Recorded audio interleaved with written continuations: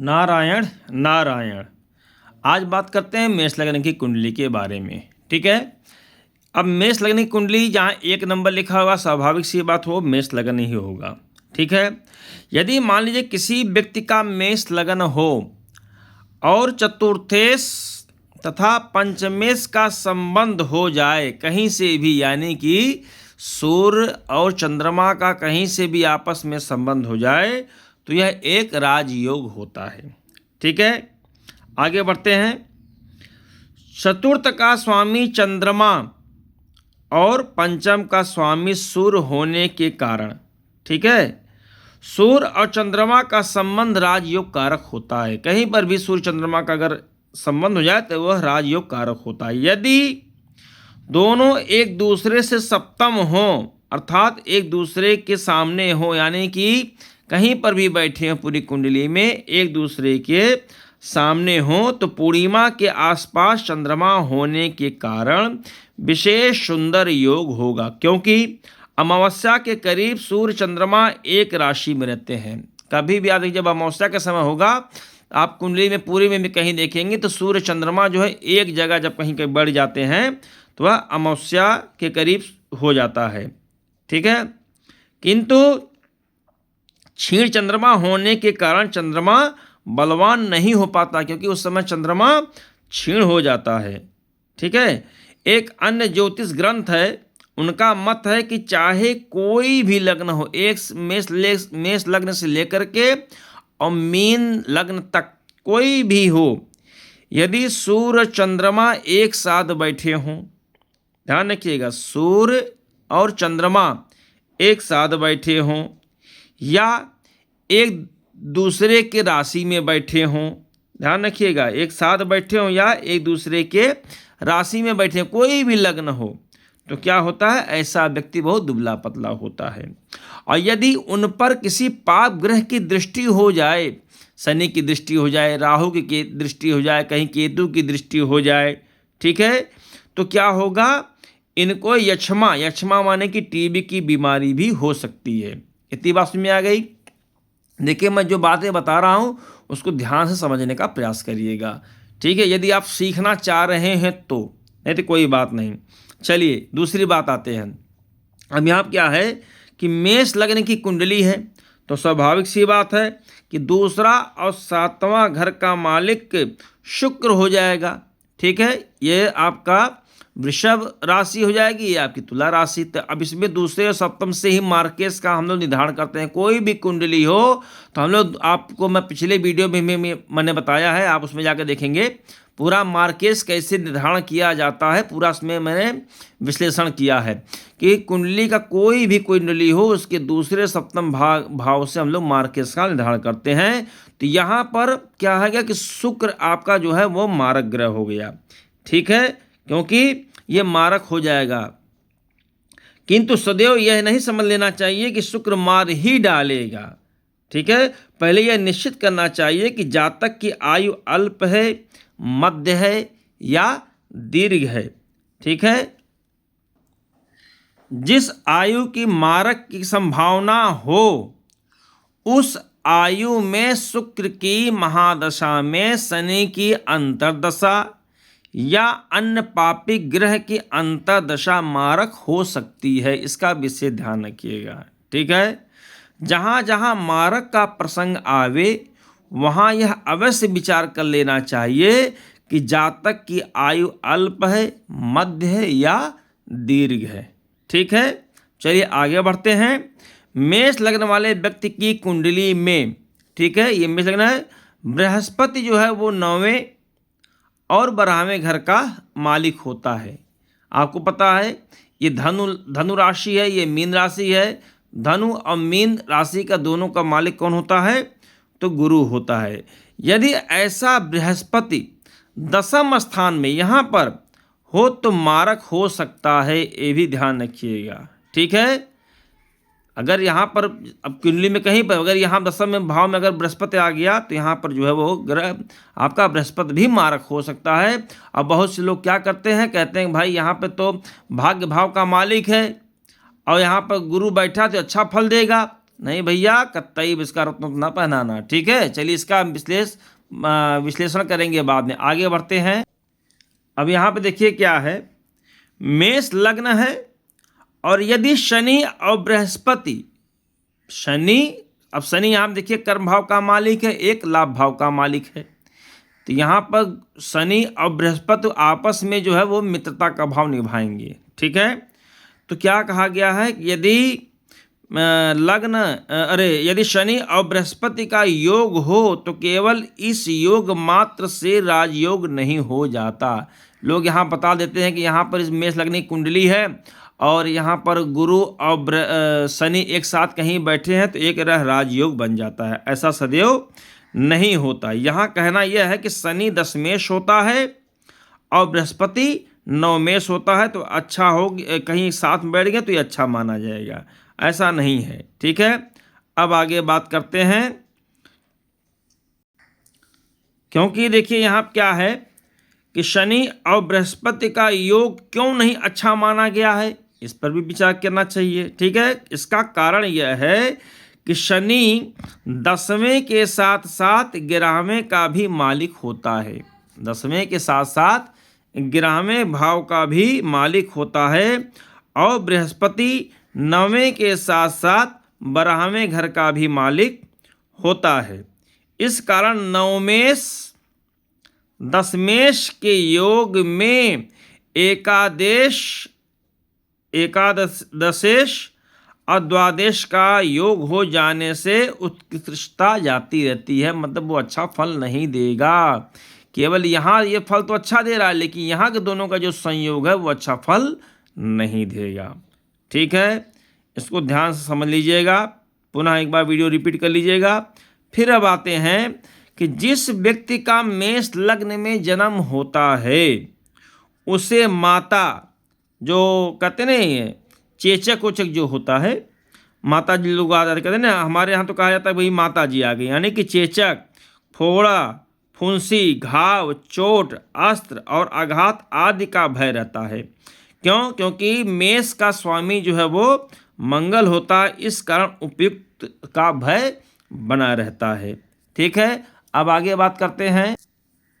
अब यहाँ देखिए क्या है, यदि मंगल, अब यहाँ पर मंगल कौन है आपका, लग्नेश है ना, तो यहाँ पे क्या होता है कि यदि मंगल 6ठे या 8वें घर के मालिक के साथ में हो तो उसकी महादशा या अंतरदशा में सिर में चोट लगने या ब्लड प्रेशर, जैसे रोग में खून, जैसे जब रोग होता है तो खून सिर में चढ़ जाना कहते हैं, या सिर के अन्य रोग से मृत्यु हो सकती है। ध्यान रखिएगा, या मंगल अपने ही राशि में भले क्यों ना बैठा हो या 6ठे में बैठा हो, ध्यान रखिएगा। ठीक, तो इस बात का विशेष ध्यान रखिएगा। अब आगे बात करते हैं। मेष लग्न की जन्म पत्रिका है, तो यहाँ पे जो धन भाव है, धन भाव कौन सा इसमें हो गया, दूसरा स्थान का। ठीक है, तो दूसरे स्थान का स्वामी कौन बनेगा, शुक्र बनेगा। यदि यही शुक्र 12वें घर में चला जाए तो भी शुभ होगा। क्यों? क्योंकि शुक्र जो है 12वें में उच्च का हो जाता है। ठीक है, इसका कारण क्या है कि मेष लग्न की कुंडली में द्वादश में शुक्र उच्च राशि का हो जाता है। इसके अतिरिक्त 12वां घर, ये जो 12वां घर आप देख रहे हैं, 12वां घर शयन सुख भोग आदि का है, जहाँ स्थित होने से शुक्र की विशेष प्रसन्नता होती है और विशेष भोग प्रदान करता है। ठीक है, इस कारण मेष लग्न की कुंडली में द्वादश में स्थित शुक्र अच्छा माना गया, किंतु यह साधारण नियम का अपवाद है। साधारण नियम यह है कि धन स्थान का स्वामी यदि व्यय भाव में, यानी कि 12वें भाव में स्थान में बैठा हो तो धन का नाश करता है। ठीक है, इसलिए कहा गया है। अब आगे बात करते हैं। यदि मेष लग्न हो और मंगल और शुक्र का योग, ध्यान रखिएगा, अब मंगल कौन, आपका लग्नेश, और शुक्र कौन, आपका धनेश, यानी कि दूसरे भाव का स्वामी या आप सप्तम भाव का स्वामी मान चलिए, यानी कि इस कुंडली में कौन, मंगल और शुक्र का योग हो, अर्थात दोनों एक साथ हों, तो यह योग अच्छा भी है और खराब भी है। क्यों है, आगे समझते हैं। इसलिए कि लग्नेश और धनेश का योग उत्तम माना गया है। ये लग्नेश है, ये धनेश है, तो इन दोनों का योग अच्छा माना गया है। ठीक है, इस कारण धन के लिए यह योग उत्तम रहेगा और इसका कारक प्रभाव होगा, किंतु साथ ही सप्तमेश और अष्टमेश का संबंध होने से इसका मारक फल भी मिलेगा। तो कहा गया है कि भाई अगर धन यहाँ कहीं धन आपको दे रहा है, लाभ दे रहा है, तो यहाँ पर आपको नुकसान भी देगा। ठीक है, चलिए आगे फिर हम लोग बात करते हैं। मेष लगन हो और यदि मंगल बृहस्पति तथा शुक्र के साथ द्वितीय स्थान में हो, यहाँ पर हो, कौन कौन फिर बता रहा हूँ, यदि मंगल बृहस्पति तथा शुक्र के साथ इस स्थान द्वितीय स्थान में हो, तो निश्चय ही यह योग देने वाला होता है, अच्छा फल देगा। ठीक है, अब आते हैं, बात करते हैं। यदि जन्म लग्न मेष हो और लग्न का स्वामी मंगल, यही मंगल तीसरे घर में, किसमें, ये तीसरे घर में, तीसरे घर में बृहस्पति और शुक्र के साथ हो, तो योगप्रद नहीं होगा, अच्छा नहीं माना जाता है। ठीक है, फिर आगे बात करते हैं। आपको ये बात समझ में आ रही, नहीं समझ में आ रही, या तो मुझे लिखना पड़ेगा, कहिए तो मैं लिखूं इसको पूरा। यहाँ पर आपको ये बात समझ में आ गई होगी। ठीक है, देखिए मैंने इसको लिख दिया क्योंकि हमें लग रहा था कि शायद आप लोग समझ ना पा रहे हों। ठीक है, तो यहाँ पर मैंने लिखा है, यदि जन्म मेष लग्न हो और लग्न का स्वामी मंगल, ठीक है, लग्न का स्वामी कौन हुआ, मंगल, तीसरे घर में, ये तीसरा घर ना, ये तीसरा घर, तीसरे घर में बृहस्पति और शुक्र के साथ अगर हो, तो यह योगप्रद नहीं होगा। फिर आगे बात करते हैं। मेष लग्न हो और मंगल और बृहस्पति दोनों एक साथ चौथे घर में हो, मंगल और बृहस्पति दोनों एक साथ चौथे घर में हो, ठीक है, तो घर में चौथे घर में बैठे हो, तो निश्चय ही यह योग देने वाला होता है। क्यों योग देने वाला होता है, क्योंकि यहाँ पर यह बात ध्यान देने रखनी चाहिए कि चतुर्थ में कर्क राशि होने के कारण, 4 नंबर है तो क्या होगा, कर्क राशि हो गया। यद्यपि मंगल यहाँ पर जो है वो नीच का हो जाएगा, किंतु यहाँ पर बृहस्पति उच्च का हो जाने के साथ, यानी कि बैठने के साथ जो है यह नीचत्व जो है दोष खत्म हो जाएगा। और लग्नेश कौन, यही तो है, लग्नेश और नवमेश माने गुरु, तो लग्नेश और नवमेश दोनों एक साथ बैठकर दसम भाव को देखेंगे, इस भाव को देखेंगे। ठीक है, तो इस कारण केंद्र में दोनों के स्थित होने से योग कारक ग्रह हो जाएगा। अब यहाँ बात करते हैं कि मेष लग्न हो और मंगल 5वें घर में बैठा हो, मंगल 5वें घर में हो, तो मंगल की महादशा में निश्चय यह योग राजयोग होगा ही होगा, यानी कि उसका अभ्युदय होगा, उसकी तरक्की होगी, इसमें कोई दो राय नहीं है। फिर आगे बात करते हैं। मेष लग्न हो और बृहस्पति एकादश भाव में हो, बृहस्पति अगर यहाँ बैठा हो एकादश भाव में हो, तो बृहस्पति की महादशा में अवयोग होगा, अर्थात बृहस्पति की महादशा में विशेष उन्नति नहीं होगी, बल्कि अवनति हो सकती है। यहाँ पर गुरु यानी कि बृहस्पति अच्छा नहीं माना जाएगा। फिर है, अब बात करते हैं, यहाँ बात करते हैं मेष लग्न है और मंगल और बुध दोनों छठे घर में पड़े हों, तो उनकी महादशा में फोड़े, फुंसी, चोट, रक्त विकार आदि दोष होते हैं। यद्यपि बुध यहाँ पर कन्या का उच्च में हो जाएगा, यहाँ पर कन्या में बुध उच्च का होगा, किंतु लग्न का मालिक कौन है? मंगल है ना, तो यहाँ पर तो लग्न और छठे घर के स्वामी का छठे घर में योग उत्तम नहीं माना जाता है। ठीक है, अब आगे बात करते हैं। यदि मेष लग्न है, शुक्र मंगल तथा शुक्र दोनों, मंगल और शुक्र दोनों यहाँ पर तुला राशि में 7वें घर में हो तो मनुष्य अपने बाहुबल से अपनी भाग्य की वृद्धि करता है और कुछ धन भी कमाता है। कहने का तात्पर्य यह है कि यह योग उत्तम माना गया है, परंतु अधिक से अधिक धन दिलाने वाला योग नहीं माना गया है। ठीक है, अब बात करते हैं। यदि मेष लग्न है, मंगल अष्टम में हो तो ये योग प्रदान नहीं करेगा। अष्टम राशि वृश्चिक की होगी, यह मंगल की अपनी राशि है, किंतु लग्नेश इसको कहा गया दुख स्थान, तो दुख स्थान में होने से यह योग नहीं देगा। ठीक है, किंतु यदि सूर्य और शुक्र भी मंगल के साथ अष्टम में हो तो कुछ धन योग करा देगा या बना देगा, परंतु हमारे विचार में ऐसे मनुष्य को सूर्य मंगल शुक्र अष्टम में होने से बवासीर, भगंदर आदि गुदा के रोग, नेत्र विकार आदि अनेक कष्ट होंगे। मृत्यु भी अचानक से हो सकती है मेरे विचार से, क्योंकि मैंने और भी जगह इसको पढ़ा हुआ है। क्योंकि देखिए क्या है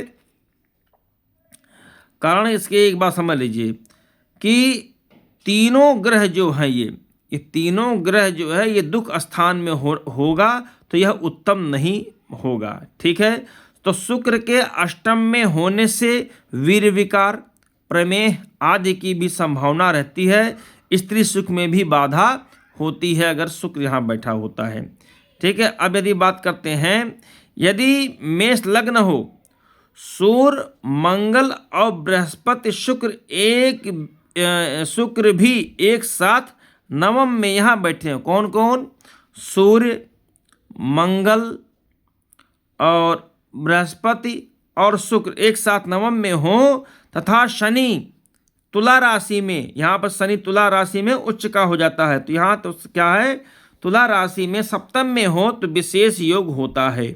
ठीक है, लग्नेश कौन है? मंगल, तो लग्नेश पंचमेश, सप्तमेश ये धनेश। ठीक है, धनेश कौन? ये नवमेश कौन? गुरु। ठीक है, एक साथ बैठने से वह भी अब कहाँ बैठा, दोनों ये सब भाग्य भाव में बैठे हैं, तो भाग्य भाव में बैठेंगे तो क्या होगा, यहाँ पर लाभ मिलेगा। और इसके साथ ही साथ ये जो राजेश बोलते हैं कर्म स्थान, इस कर्म स्थान का जो मालिक है वो है शनि, और शनि यहाँ पर जाकर उच्च का होकर बढ़ जाता है, तो यहाँ विशेष योग होता है। ठीक है, आगे बात करते हैं। यदि मेष लग्न हो, सूर्य और शुक्र दोनों लग्न में हो, किंतु उन पर बृहस्पति की दृष्टि ना हो तो शुक्र योगप्रद हो जाएगा। यहाँ पर गुरु की दृष्टि ना पड़ती हो कहीं से भी। अब गुरु की जो दृष्टि हो कौन सी है? 5, 7, 9 3 दृष्टियाँ होती हैं। ठीक है, तो गुरु कहीं पर भी बैठा हो पूरी चार्ट में, कहीं से भी इस पर दृष्टि नहीं जानी चाहिए। ठीक है, और सुनिए फिर आगे बात करते हैं। मेष लग्न हो और शुक्र पर बृहस्पति की दृष्टि हो तो शुक्र योगप्रद नहीं रहेगा। ठीक है, चलिए आगे बात करते हैं हम लोग। अब देखिए, पूरे कुंडली में मेष लग्न हो, सूर्य पर बृहस्पति की दृष्टि हो जाए तो निश्चय ही ये योगप्रद लाभ होगा। कहीं पर भी कुंडली में आप देखिएगा यदि सूर्य पर बृहस्पति की दृष्टि पड़ जाती है तो ऊपर जो बृहस्पति की दृष्टि के जो दो भिन्न भिन्न फल बताए गए हैं, उसका कारण यह प्रतीत होता है कि बृहस्पति और सूर्य दोनों मित्र हैं, इस कारण सूर्य पर बृहस्पति की दृष्टि का अच्छा फल बताया गया है, किंतु शुक्र और बृहस्पति शत्रु हैं। कौन? शुक्र और बृहस्पति शत्रु हैं। इस कारण शुक्र पर बृहस्पति की दृष्टि का उत्तम फल नहीं माना जाता है। इसीलिए यहाँ बताया गया है कि अगर कहीं पर भी बृहस्पति की दृष्टि शुक्र पर हो जाए तो खराब हो जाएगा और भी। ठीक है, अब आगे बात करते हैं। यहाँ आगे बात करते हैं, मेष लग्न हो और सूर्य, बुध और शुक्र तीनों 11वें भाव, ये कौन सा भाव है? 11वें घर में बैठे हों तो उनकी दशा भाग को बढ़ाने वाली होती है, भाग को वृद्धि करेगी, लाभ देने वाली होती है। फिर है, अब आगे बात करते हैं, यदि मेष लग्न हो और मेष राशि का सूर्य माने यहाँ पर बैठा हो, तो यहाँ पर मेष राशि का सूर्य क्या हो जाएगा? उच्च का हो जाएगा। ठीक है, तो यहाँ पर सूर्य जो लग्न में हो तथा कर्क राशि का चंद्रमा यानी कि यहाँ पर कर्क राशि का चंद्रमा चौथे घर में हो, यहाँ पर ही हो, तो निश्चय ही यह राजयोग होता है, क्योंकि चंद्रमा यहाँ पर स्वराशि का हो जाएगा और सूर्य यहाँ पर उच्च राशि का हो जाएगा, तो यहाँ पर बहुत अच्छा राजयोग बनता है। फिर आगे बात करते हैं, यदि किसी व्यक्ति का मेष लग्न हो और सूर्य, बृहस्पति तथा शुक्र, ध्यान रखिएगा, सूर्य, बृहस्पति तथा शुक्र दशम स्थान में हो, तो उनकी दशा में गंगा स्नान होता है, अच्छा कार्य होगा। ठीक है, और शुभत्व की प्राप्ति होगी, अच्छा न्यूज आएगा, इस तरह से यहाँ पर बताया गया है। तो प्रिय मित्रों, पूर्ण आशा है कि आप लोगों को यह वीडियो पसंद आएगा। इसी प्रकार से मैं फलित ज्योतिष की एक श्रृंखला बनाने जा रहा हूं और बनाना शुरू कर दिया हूं कि पूरा मेष लग्न से लेकर के मीन लग्न तक उसका विचार, राशियों का विचार, ग्रह गोचर, सब का क्या फल होता है वो सब मैं आपको बताऊंगा। इसलिए आप हमारे वीडियो को लाइक करिए, सब्सक्राइब करिए, शेयर करिए, फॉरवर्ड करिए, तभी आप और अन्य लोगों को भी आपको लाभ मिलेगा। और साथ ही साथ यदि आप हमसे कुछ जानकारी लेना चाहते हैं तो ये मेरा देखिए मोबाइल नंबर दिया है 8090131010। मैं यहाँ फाफा मौके प्रयागराज में आपसे मुलाकात करूँगा, या आप ऑनलाइन चाहें तो आप ऑनलाइन भी हमसे कंसल्ट कर सकते हैं। जय श्रीमन नारायण।